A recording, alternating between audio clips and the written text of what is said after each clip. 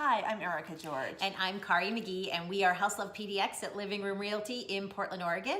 And today is January 8th, 2019. Happy New Year, Happy New everybody. Year. Woo!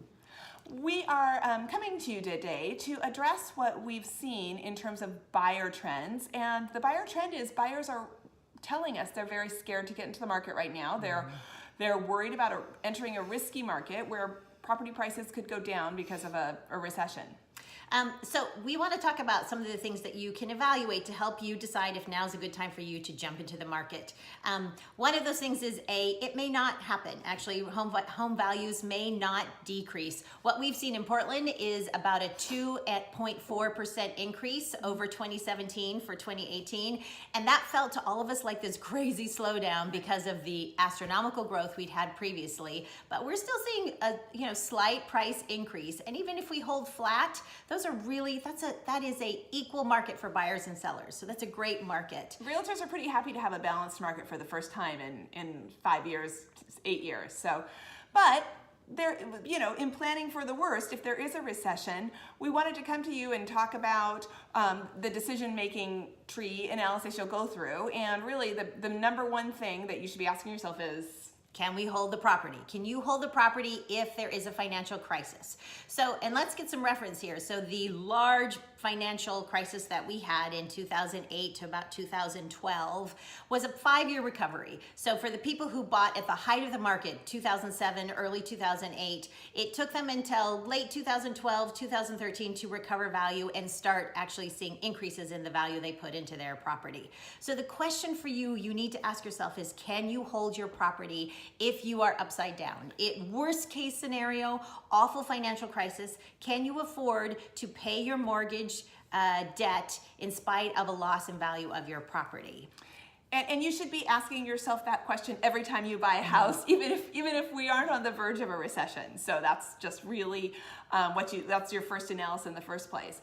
And if the answer is yes, we can hold the property for 5 years, then there's no reason to delay in purchasing. A delay of purchase is just delaying starting of the building of equity in your house, and that is the end goal: is building equity in your home so you can leverage that equity as it accrues to finance college educations, pursue other dreams, or even other investment properties. Even leverage it into other investment properties. So the next question we're asking our buyers is, how long do you intend to stay in this primary residence? So we're just talking about primary residence right now. We're not talking to investors. And that answer needs to be at least 4 years right now. So if you think you've got a job change or a transfer or something in your future that's a little bit uncertain and you may need to sell your house in less than 4 years, right now might not be a great time for you to buy a house. Buyers, and buyers are also worried about interest rates. We had 4 rate hikes over 2018, and they're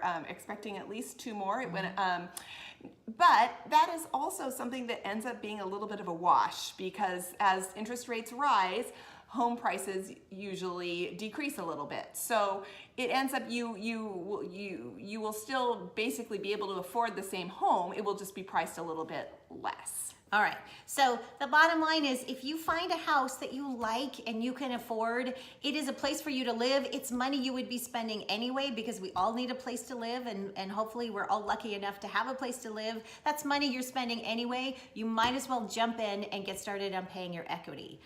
Yeah, absolutely. And then finally, one last thing. This was a little bit aimed at new buyers. If you have a home to sell and you'll be selling and buying in the same market, then it truly is a wash. If you pay a little bit more for your house, you have less leverage as a buyer, then you're going to have more leverage as a seller, and vice versa. So really, if you are buying and selling in the same market, there's no reason to delay. Just go get the house you want.